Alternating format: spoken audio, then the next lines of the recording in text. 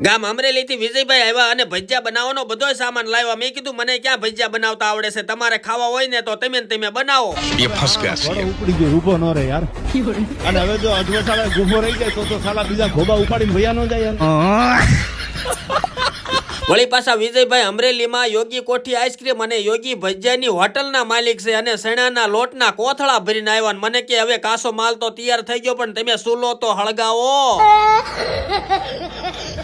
અને પછી અમે પહોંચી ગયા ધીરુ કાકાની વાડીના શેઠે અને કાળા અંધારામાં સાના માના તૈયાર કાપેલા લાકડાના 2 ભારા ઉપાડી લીધા. તમારી જાતના સાલા ખદડાવ. અને પછી રાવડીભાઈએ ભાંગેલા લાકડા ઢેસણે ભાંગીને સુલો હળગાયો અને વિજયભાઈ ટાટા તેલની તવી ભરીને મૂકી સુલા ઉપર અને મને કે એટલે આટલા તાપે નહીં થાય, હજી ભડકો કરો. તા તો રાવડીભાઈએ ભૂંગળું લઈને 150 ની પીડે ફૂંક મારી અને મેં 300 ની પીડે ફૂંક મારી અને ભડકો થયો.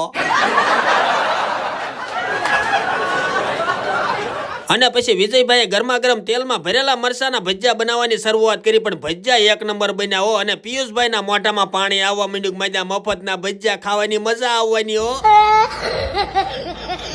અને પછી વિજયભાઈએ ગરમા ગરમ તેલમાં ભજીયા સકાવ્યા. લબા લબ જબા જબ લબા લબ જબા જબ લબા લબ જબા જબ લબા લબ જબા જબ લબા લબ જબા જબ. गजब बेइज्जती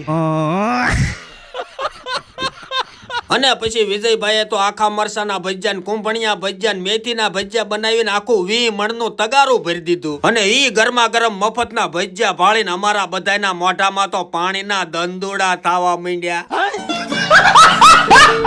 અને પાછા વિજયભાઈ તો ભજીયા ખાવાની મજા આવે ને એટલે એક ખોખું ભરીને છાશના બાટલા અને ઘાટી રગડા જેવી ચટણી હોય ત્યાં લાવ્યા હતા. મેં કીધું આજ તો મજા પડી જવાની લ્યો. પછી હું અમે તો બધાએ હાવ મફતમાં ગરમા ગરમ યોગી ભજીયા ખાઈને ભૂકા કાઢ નાખ્યા. माल कितना 2000 टन